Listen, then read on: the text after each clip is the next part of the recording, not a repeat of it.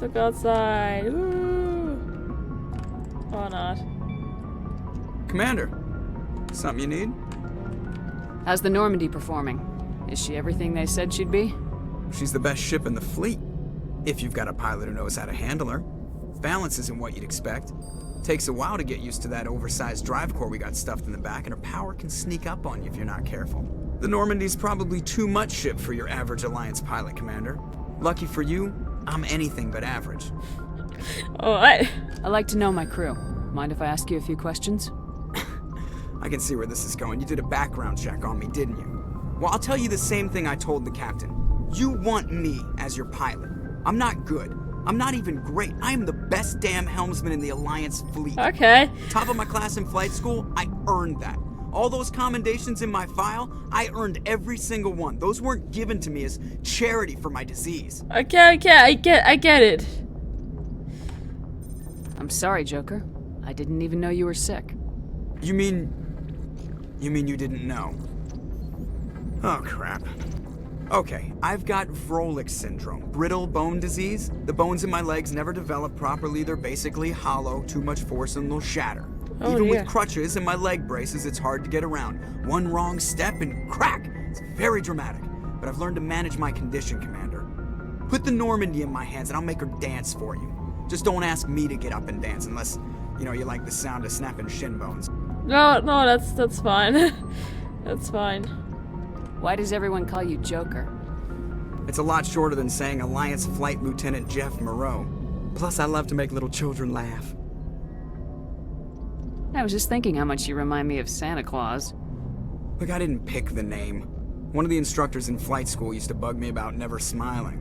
She started calling me Joker, and it stuck. Why didn't you ever smile? Hey, I worked my ass off in flight school, Commander. The world's not gonna hand you anything if you go around grinning like an idiot. By the end of the year, I was the best pilot in the academy. Even better than the instructors, and everybody knew it. They'd all got their asses kicked by the sickly kid with the creaky little legs. One guess who was smiling at graduation? Oh dear. Like, I'm sorry that you are like feeling like this way, that you couldn't even smile because you had to be like proving yourself so much. That's rough. How'd you end up joining the Alliance? Look, if you're looking for an inspirational tale of the crippled kid overcoming impossible odds, you're gonna be disappointed. My mother was a civilian contractor working for the Alliance. I basically grew up on the Arcturus station back when they were building up the fleets. Spend all that time around Alliance ships, there's a good chance you'll end up going to the academy.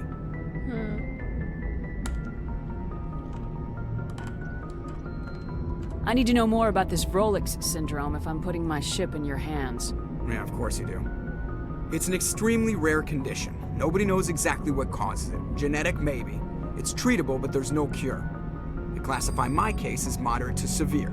I was born with over a dozen fractures, hip, thighs, ankles. My bones were already breaking in the womb. 100 years ago, I wouldn't have survived past my first year. Lucky for me, modern medical science has turned me into a productive member of society. You're not gonna break a bone trying to fly the ship, are you? I don't fly with my feet, Commander, so I'm fine as long as I'm in this chair. I gotta be real careful when I get up to take a piss, though. I can do my job as well as anyone on the ship. Better, actually. So don't worry about it. I'm not trying to make you uncomfortable. Let's talk about something else. Whatever you want, Commander. Alright. I have to go. Alright, see ya. Why is it funny? Let's is talk it about something funny? else. Okay.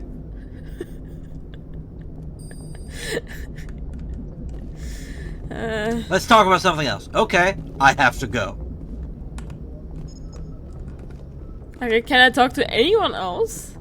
Yeah, lots of people. Tons of people. No, not here. Apparently. But You see the you are top? blue. If anyone has to take over for Captain Anderson, I'm glad it's you. I'm not sure about having non-humans on our ship, though. Why? Speak freely, Presley. I want to know if you have a problem with non-humans. It's not that, Commander. Humanity has always handled its own problems. Saren attacked one of our colonies. We should be the ones to stop him. We don't need their help. Some people think asking for help is a sign of weakness. That's just being stupid and stubborn. No matter how strong you are, allies can make you stronger. I guess so. Maybe I'm just stuck in the old ways of thinking. But don't worry, Commander, this won't be a problem. Okay. How did you end up assigned to the Normandy? I signed up with the Alliance as a navigator right out of school, following in my grandfather's footsteps, I guess. My first posting was on the 𝗧𝗶𝗺𝗀𝗃𝗀𝗃. We were at Elysium during the 𝗨𝗨𝗃𝗀𝗃𝗃 Blitz. A massive fleet of alien raiders hit the colony, trying to wipe it out. They had the numbers, but their ships were no match for an Alliance frigate. It was a slaughter. We couldn't even keep track of how many ships they lost. How'd you end up on the Normandy? I got my officer's commission after Elysium. Must have made an impression on the right people. Captain asked for me when he was picking his crew. Okay. Carry on, Presley. Yes, ma'am. Okay.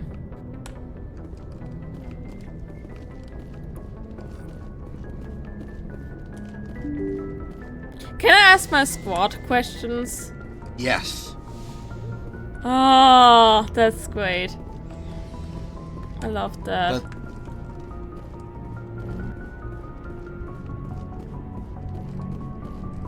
Wait, am I running the wrong way? Oh no. What? Hey, Kaiden.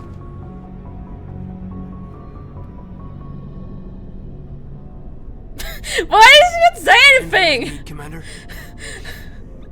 Dear God. Just trying to get a sense of where the crew's at. Thoughts? I've wasted enough of your time for now, Commander. We'll have time for personal debriefings later. Aww. What's your opinion on the last mission? I don't see how we could have done things any better. At least not without getting to Eden Prime sooner. And we were on the scene faster than any other Alliance ship could have been. We'll talk another time, Lieutenant. Commander? Okay. So they're around here somewhere. No. No. First of all, you Just can talk got to 𝗏𝗏𝗏𝗃 through. 𝗏𝗏𝗏𝗃 is in there. Kid's the only one on this level. Everyone else is on the lower level. Sleeper pods? That's where you Yep. sleep? That's where they sleep. Dear God. Dear God. You can't Except even for lie. you. Go right. Go right. Not there. Left here. Right? That's where you sleep. From now on, yes. Yeah, this is your quarters. This is my bed. Yep. Dear God. What is this? This doesn't look comfy at all. It looks like two bunks just stapled together. Yeah, why is there... They don't even a line in use the bunks middle? on this bed. On this ship. This is so weird.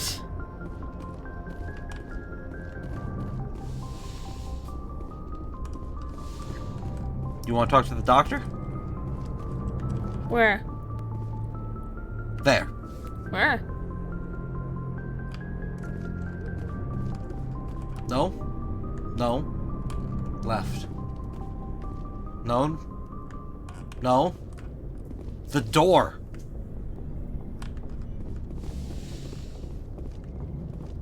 Hello. Yes, Commander? Is there something you need? How did you end up serving on an Alliance I ship? think you may have already I done enlisted this. right up.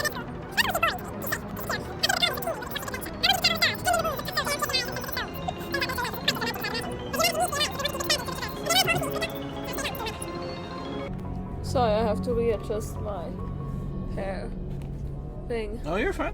I think you did this conversation already. I should go. Goodbye, I Commander. did. I don't remember exactly. No one in here yet. Yeah, okay.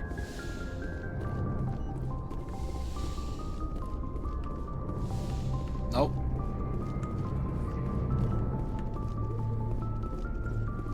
Left. Behind you. Behind you. Where does this lead to? The future. The future.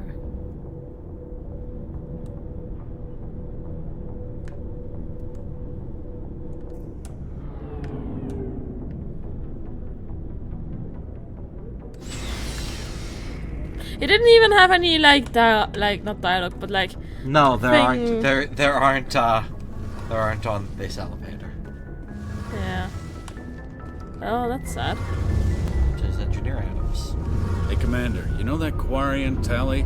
She's been spending all her time down here asking me about our engines. I'll tell her to leave you alone. What? No, she's amazing. I wish my guys were half as smart as she is. Give her a month on board and she'll know more about our engines than I do. She's got a real knack for technology, that one. I can see why you wanted her to come along. I figured she'd be a real asset to the team. You got an eye for Tally, Commander, but I'm guessing that's not why you came down here. Fill me in on the IES stealth system. How does it work exactly? You can't hide a ship out in space. They emit too much heat and radiation. Too easy for sensors to pick them up, unless you find a way to capture those emissions. So our stealth systems trap the energy we give off in storage sinks built into the ship itself. No emissions to give away our location. Eventually the sinks have to be vented. More than a few hours silent running and they overheat. Cook us inside our own hull. Oof. There's no way for anyone to detect us? A visual scan can still pick us up. Anyone looking out a window can see us plain as day. But you have to be pretty close to get an actual visual out in space. Most vessels rely on scanners. As long as the stealth systems are engaged, they can't see us. Not unless we accelerate to FTL speeds. Why doesn't it work with faster than light travel? Cranking up to FTL blue shifts our emissions, pushes them into frequencies too high to capture in the sinks. As soon as we make the jump, it's like setting off a flare. Sensors can pick up our location whenever we enter or exit FTL flight, but for short-range missions, our stealth systems are amazing, and we've got the only one. Where else have you served, Adams? If you name a class of Alliance ship, I've probably served on it. Everything from dreadnoughts and carriers right down to frigates like the Normandy. My last assignment was on the Tokyo, only a cruiser, but she was a good ship. Couldn't hold a candle to the Normandy, though. I want to know more about the Normandy. She's the best ship I've ever served on, probably the fastest vessel ever designed. And she's the only one using the new Tantalus drive core. What's so special about the Tantalus drive core? Proportionally, it's about twice the size of any other vessel. Not only are we faster, we can run at FTL speeds longer before we have to discharge the core. Yeah, that's good. Carry on, Adams. Aye, aye, Commander. Oh. Another soul. Your Oh, yeah. ship's amazing, Shepard. I've never seen a drive core like this before. I can't believe you were able to fit it into a ship this small. I'm starting to understand why you humans have been so successful.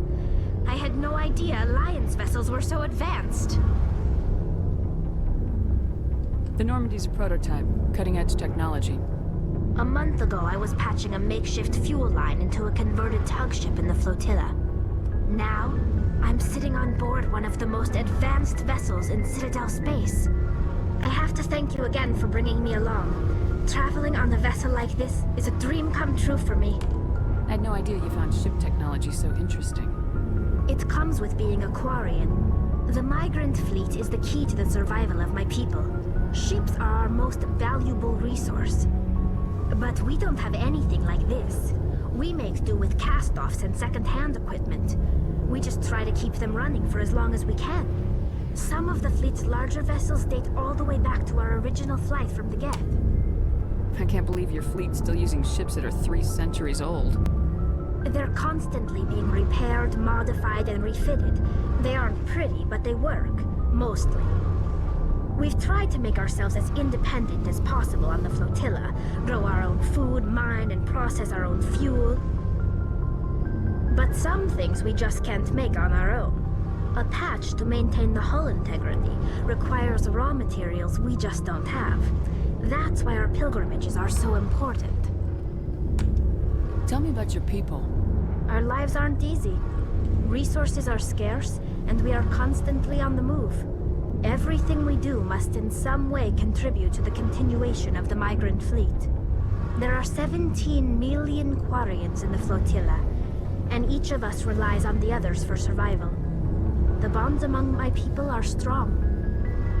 Unfortunately, we have had to surrender many of the freedoms and civil liberties other species take for granted. What kind of freedoms? Well, it's illegal for parents to have more than one child. If our population grows too much, it would strain our resources to their breaking point. Of course, we also can't allow our numbers to become too few. If our population is in decline, the rule against single births is temporarily repealed. In extreme cases of population decline, incentives are even offered to encourage multiple births, though the Conclave hasn't had to take such measures in nearly a century. What kind of system is that? Like, you need 2 children to sustain Yeah, a population. yeah. What? That's your government. The Conclave is our civilian branch of government. Each ship can elect a representative to serve on the Conclave and make decisions that affect the fleet as a whole. On matters that affect an individual ship, however, the captain has the final say. It's a tradition that dates back to the early days, when the fleet was governed by martial law. Fortunately, most captains nowadays are smart enough to have an elected council from their crew to give them advice and guidance. So the ultimate power rests with elected officials? In practice, the Conclave and the respective council for each ship tend to set the rules that govern our daily lives. But in theory, we are still under military jurisdiction. The 5 top-ranking military officials in the fleet serve on the Admiralty Board. These 5 have the power to overrule any decision by the Conclave in case of emergency. To do so requires unanimous agreement among the Admiralty, and they can only do this once. After that, the entire board must resign their posts. It's a safeguard that served us well. In nearly 3 centuries, the Admiralty Board has only overruled the Conclave 4 times. I want to know more about the Geth. I doubt I can tell you anything you don't already know. It's been almost 3 centuries since they drove my people into exile. All I know is the story of their origins, what they were when we created them, and how they turned on us.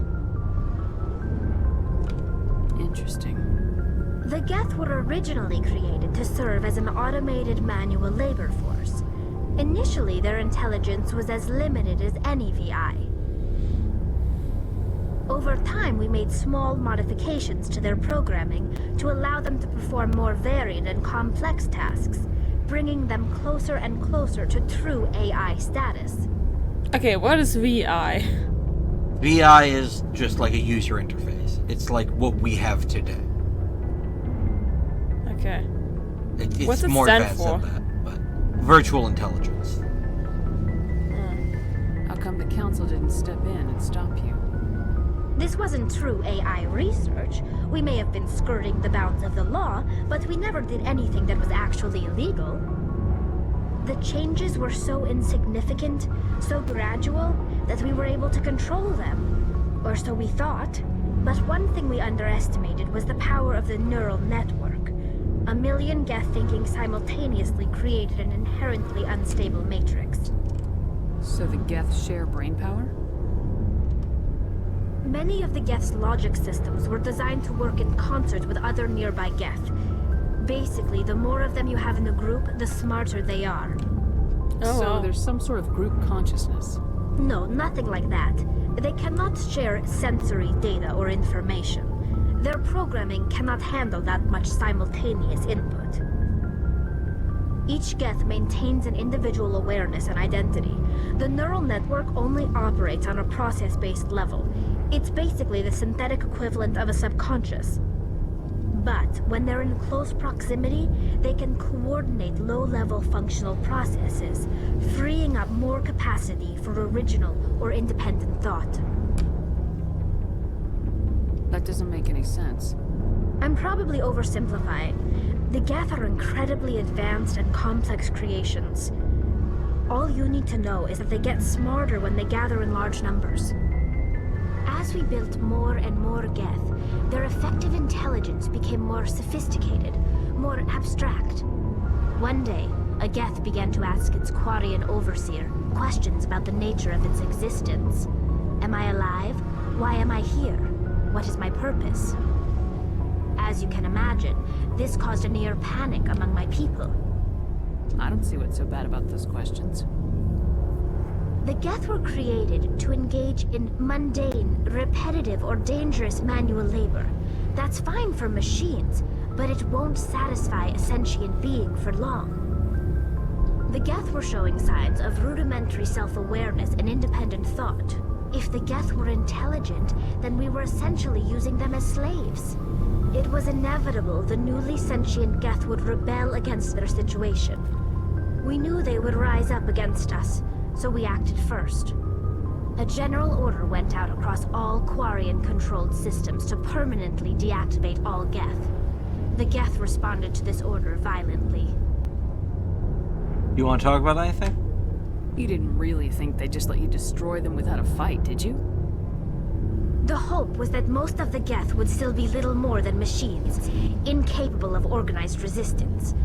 But they had progressed much further than anyone anticipated. The war was long and bloody. Millions upon millions of Quarians died at their hands. In the end, we were forced to flee our own homeworld. We feared the Geth would pursue us, but they never came beyond the Veil.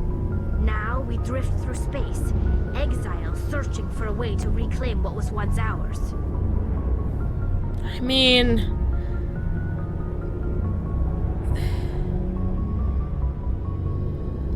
why try to, like, enable them, like, enable their intelligence? Like, why try to leave out, like, room for intelligence if you just want them to be machines? Like, why even research that? I don't quite get it. An animal-level intelligent AI is still better at doing a job that you have to give it orders for than a completely unintelligent system.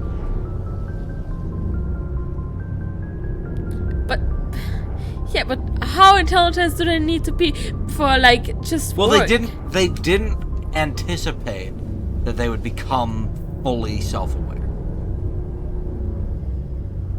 Okay, but They were wrong. that's... yeah. It's hard to feel sorry for you. Your ancestors tried to wipe out another species.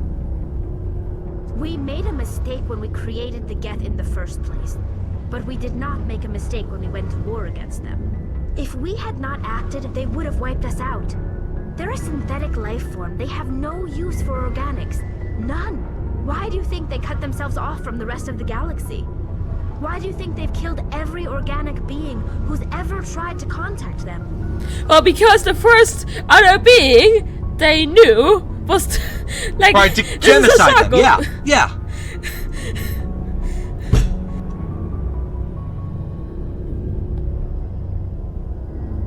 You could say I'm not surprised. Not everyone.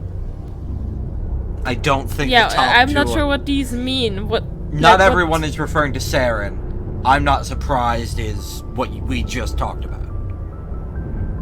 You didn't give them a real good first impression. You really think things would be any different if we waited for them to act first? The Geth are not innocent victims in all this.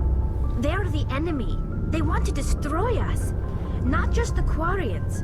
All organic life. That's why they've joined up with Saren. And that's why we have to stop him. Oh dear. I want to know more about the pilgrimage. When my people reach maturity, we leave our birth ships and seek acceptance with a new crew.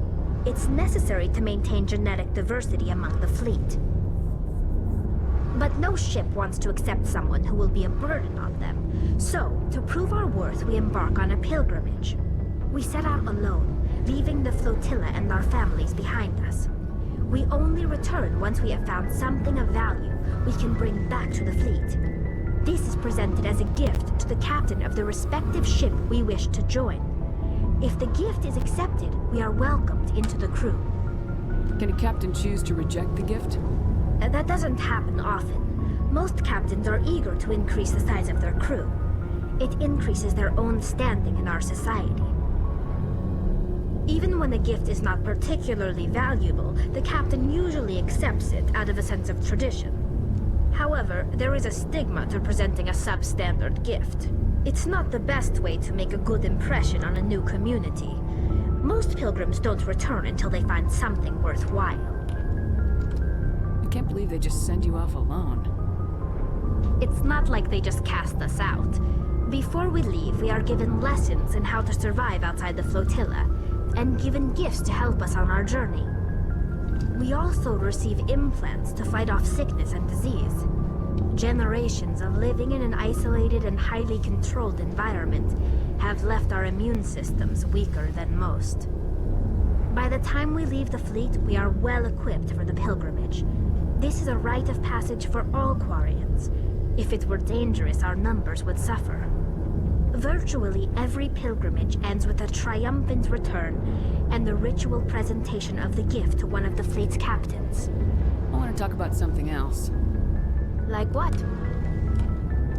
I should go. See you later. What was I supposed to do? No, that's what you're supposed to do. It's just funny.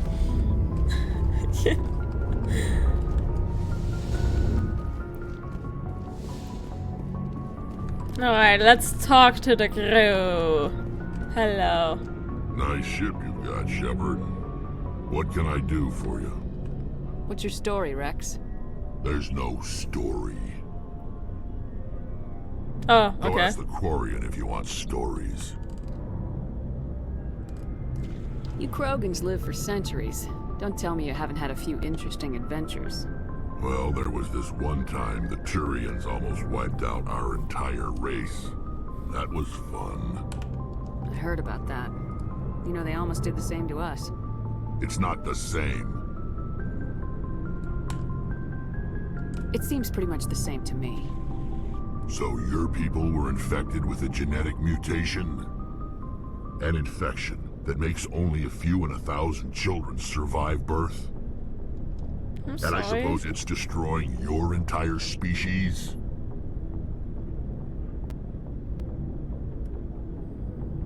I suppose it isn't all the same.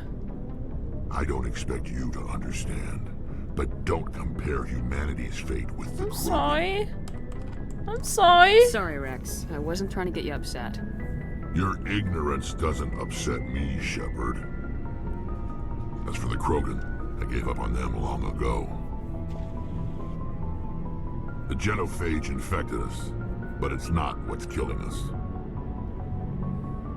Are your people really dying? We're sure not getting any stronger. We're too spread out. None of us are interested in staying in our own system. What can you tell me about the genophage? Ask the Solarians if you want details. They made it. All I know, it makes breeding nearly impossible. Thousands die in stillbirth, and most never get that far. Every Krogan is infected, every one, and no one's rushing to find a cure. Why don't the Krogan try to find a cure? When was the last time you saw a Krogan scientist? You ask a Krogan, would he rather find a cure for the genophage or fight for credits? He'll choose fighting every time. It's just who we are, Shepard. I can't change that. Nobody can. Are your people really... Lots of species have left their homes and prospered. But they go to colonize new worlds. We're not settlers. We're warriors. We want to fight. So we leave. Hire ourselves out. And most of us never go back. So long, Rex. Shepard. I'm sorry. I'm so sorry. Yeah. Can you help his life? Can you like find a cure in another of the games? Spoilers? Mild spoilers. What? Mild spoilers. I can't answer that question. Like with just only yes or mild no. spo- Okay. Just yes or no. Alright, your question is... I just want to make sure I don't want to give too much information away. Your question is, can you help the Krogan find a cure for the genophage? Yes. Yes. Okay, thank goodness. Commander? What's your opinion of the last mission? Kinda wish you'd got there sooner, Commander. No offense, I appreciate the rescue. I just wish... We came as soon as we got the distress call, even with the fastest ship in the fleet. You did the best you could, Commander. It's my fault. If I had been more alert, we wouldn't have been cut down by an ambush. We never trained to fight synthetics. The Geth haven't gone beyond the Veil in 3 centuries. Our training's supposed to make us able to adapt. I'll make sure it doesn't happen again. Do you have a few minutes to talk? One-on-one? I'm sorry, Commander. I need to get my duty squared away. I wouldn't mind talking more later, though. Okay. Dismissed, Chief. Ma'am. Okay. Thanks for bringing me on board, Commander. I knew working with the Spectre would be better than life at CSEC. Have you worked with the Spectre before? Well, no, but I know what they're like. Spectres make their own rules. You're free to handle things your way. At CSEC, you're buried by rules. The damn bureaucrats are always on your back. I mean, probably. Being a Spectre does have its advantages. Exactly my point. If I'm trying to take down a suspect, it shouldn't matter how I do it, as long as I do it. But CSEC wants it done their way. Protocol and procedure come first. That's why I left. So you just quit because you didn't like the way they do things? There's more to it than that. It didn't start out bad, but as I rose in ranks, I got saddled with more and more red tape. CSEC's handling of Saren was typical. I just couldn't take it anymore. I hate leaving. I hope you made the right choice. I'd hate for you to regret it later. Well, that's sort of why I teamed up with you. It's a chance for me to get off the Citadel, see how things are done outside CSEC. Either way, I plan to make the most of this. And without CSEC headquarters looking over my shoulder, well, maybe I can get the job done my way for a change.